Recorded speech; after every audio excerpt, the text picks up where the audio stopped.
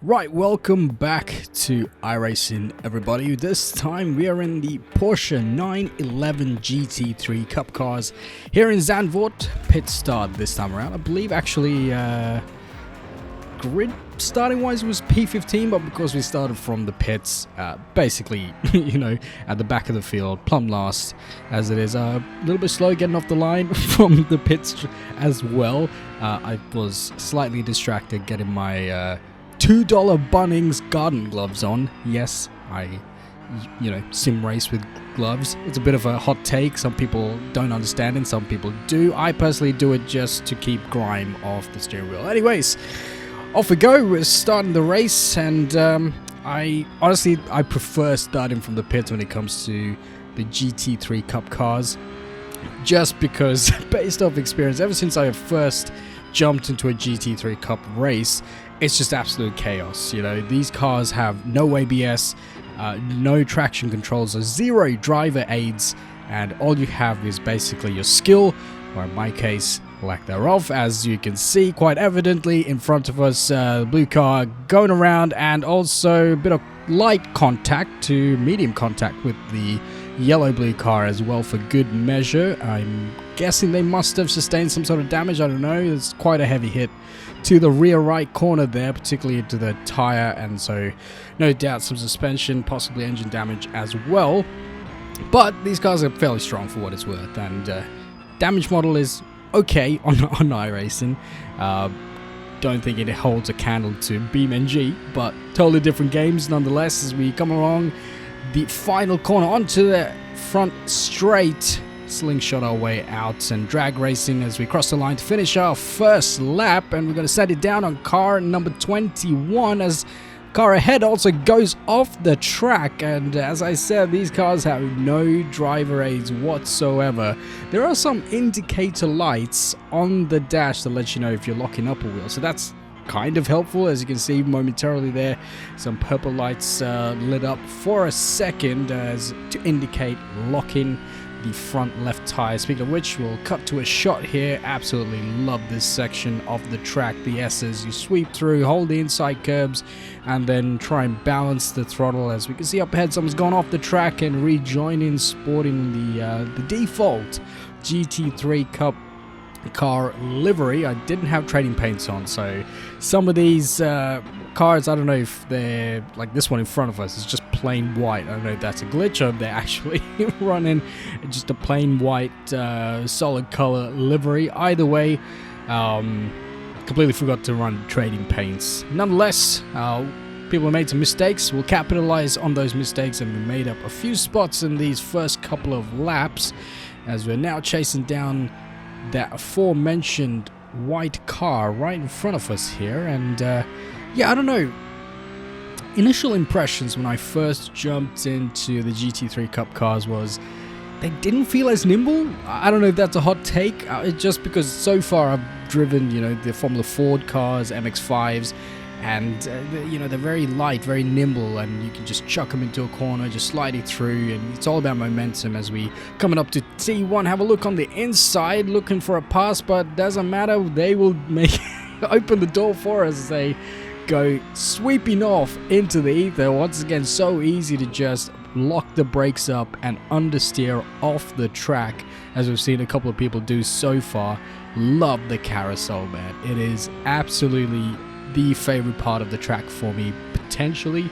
I remember Zandvoort wasn't really that much of a you could say exciting track for me. I found it quite annoying, particularly when I was driving them in the F1 games, but having driven it now in iRacing, I'm enjoying it. It's such a cool track. I think it really suits the GT3 Cup cars, the 911 GT3 Cup cars, just because it does really provide a good way to practice good racing technique. As we come around the corner, someone has rotated their car number 6 there, I believe, if I read the number correctly, as we coming around, and then unfortunately carbon copy that guy also rotates it around. Nice pirouette overall. As we fast forward now to this gaggle of cars up ahead, I'm gonna try and get into the mix here as someone goes off the track.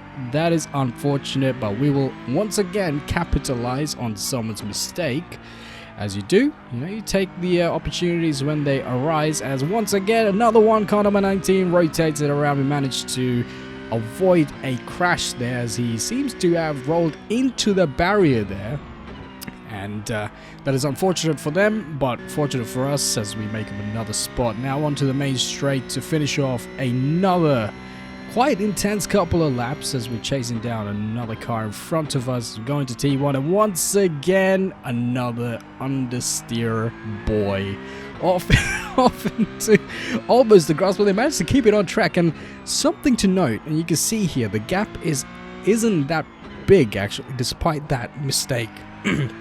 As you can see, I made a dog's breakfast of that entry into the carousel. Speaking of mistakes, you can see the gap there between us and that car that basically went off the track.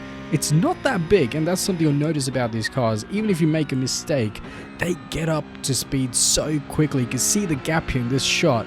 It is actually not that big, and even if you make a mistake, as long as you keep it on the track, you can actually just get on the throttle and just get back up to speed. Still, obviously the gap between you and the car behind you will be less, but you can still maintain a gap and maintain the position, because these cars just get up to speed 200 plus kilometers an hour here at the back end of the track here, as we're basically fast forwarded and catching up to the front runners up ahead. Puff of smoke from someone locking up. There were 2 yellow cars and 2 blue cars here. Not sure if they're actually teammates or not, or if it's, like I said, I wasn't running trading paint, so maybe it's just whatever iRacing decided to apply in terms of livery wise to these guys' cars. But honestly, this was really crazy, because these are the podium runners. So you got P1, P2, 3, 4, and we are P6, I believe. Yeah, because the guy in front of us is in P5. So think about the fact that we started in last. I was really surprised that we made it up all the way to the top end of the running order here. And just again, driving this car, something that I really learned is trying to really make sure I hone my racing craft. So braking in a straight line, picking your braking points, and being very smooth with the throttle application. Certain places you can just really stab the throttle and get on it. But again, it's all about making sure the tires get up to temp, because that's another thing with these cars. They take a little bit of time for the tires to get up to temp, as we make a bit of a hash of the entry into T1 there, going a little bit wide and a bit of understeer, and looks like the car ahead of us, they were split in this pack, but they seem to have fallen behind, so I think they've made some mistakes here and there, and now we're just chasing them down and trying to get into the mix here. Pit 1 is basically gone off. I think if they don't make any mistakes, the win is in the bag for them. And now just trying to, try to pick the braking points, trying to just make sure not to make any mistakes whatsoever. Again, no driving aids with these cars. So easy to, swing the back end around, as we've seen a few laps ago, as we're now really getting close to these guys in front of us, and it's really gonna only get more intense from here. Car 11 going a little bit wide. We managed to take a slightly shallower line and have a bit of a run, but just because they're covering us off, it compromised the momentum a little bit. Had a little bit of a look down the inside, but we will let car 11 come back through and just maintain that position. Not looking for any banzai moves here, because I was thinking about safety rating. After all, when it comes to iRacing, safety rating is very, very important if you want to progress up the license, the license structure, as we come across onto the main straight and hitting 250 plus kilometers an hour just before the 100 meter board rather, and just on the brakes down to second gear, going shallow as we cut to a far chase view. Actually, this isn't the far chase, this is the chase view. And just trying to bide our time here and just have a look, as for some reason this time I just decided to go really shallow, and I wasn't that confident with the level of grip because I just haven't taken the line before, and that really compromised the momentum. You can see here the gap just gets built up so quickly, but because of how this car gets up to speed, we're not able to exactly fall behind too far. And actually we'll see the next few corners, we should be able to make up that space once again and close the gap. As you can see, the two blue cars and this car number 11 in front of us, they are duking it out for the podium spot, basically the last step on the podium. P3 as we go a little bit wide and make a hash of the entry, but managing again just to lean on the way this car develops its power, the way it builds its speed, and just try and chase these guys down relentlessly. And as we're getting very much closer to car 11 now, a little bit of a wiggle the rear end for car 11, but managing to keep it facing the right direction there. Car 11, you see, really good defensive driver as we continue along throughout the rest of this race. Coming along and onto the main straight. Once again, love that final bank corner. Something about just the way the downforce just pushes the car down. You can feel the steering wheel pushing back on your hand. It's so cool, you know. I absolutely love it, and we're really getting close, right up the chuff of car number 11 here now. You can see it's spits in flames as you downshift. Basically, you're going to second just before you hit the carousel. Trying to follow these guys this time around in terms of their line around the carousel.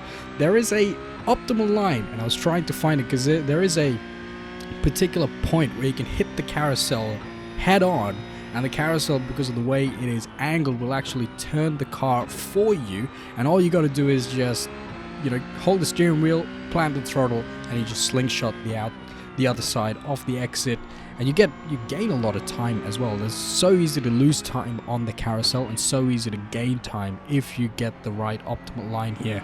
Alright, so these guys jockeying for position and compromises each other's momentum for a second there as we manage to get down the inside of car number 11, but it's not over. You can see them sort of lurking there in the back, and basically once again just thinking about my safety rating here. I didn't want to be too aggressive with the defense as we let car 11 back through once again, and a bit of contact with the car in front that could have almost ended in disaster and another crash as we're around in the penultimate corner, and then bang, car number 7 eats the barrier.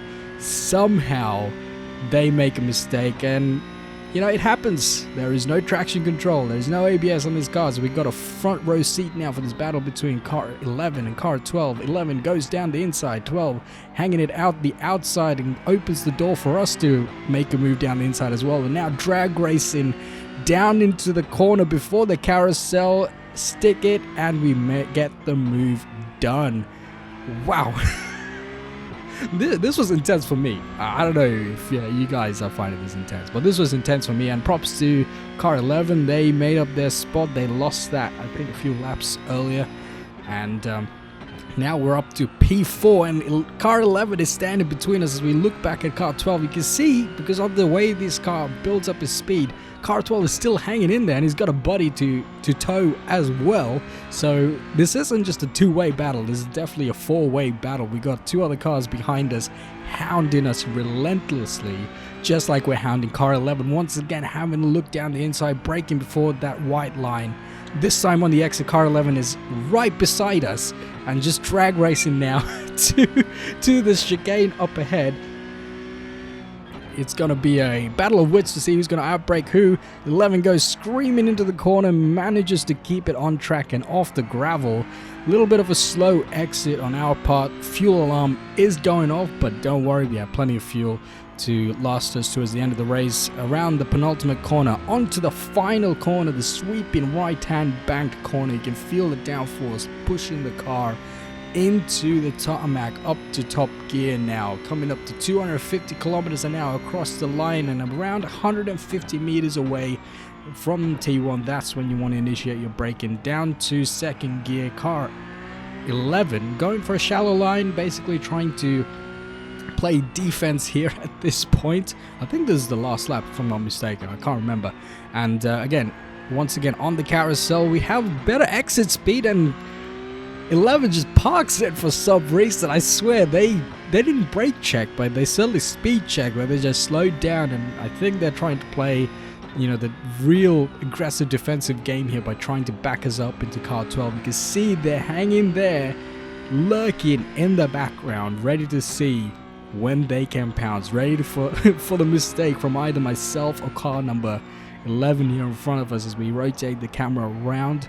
And it was intense trying to keep those two guys at bay whilst trying to attack car 11 as well, and trying not to, you know, get any incident points, because I'm pretty sure I did get one incident point from taking a little bit too much grass along the S's, you know, after you exit the carousel. Had a little bit of a look on the inside, forced 11 into a compromised line, but they managed to hold their spot. And we get a little bit of a better drive, have a look down the inside, 11 covers, and then we try and have a look once again into the corner, parks it on the apex.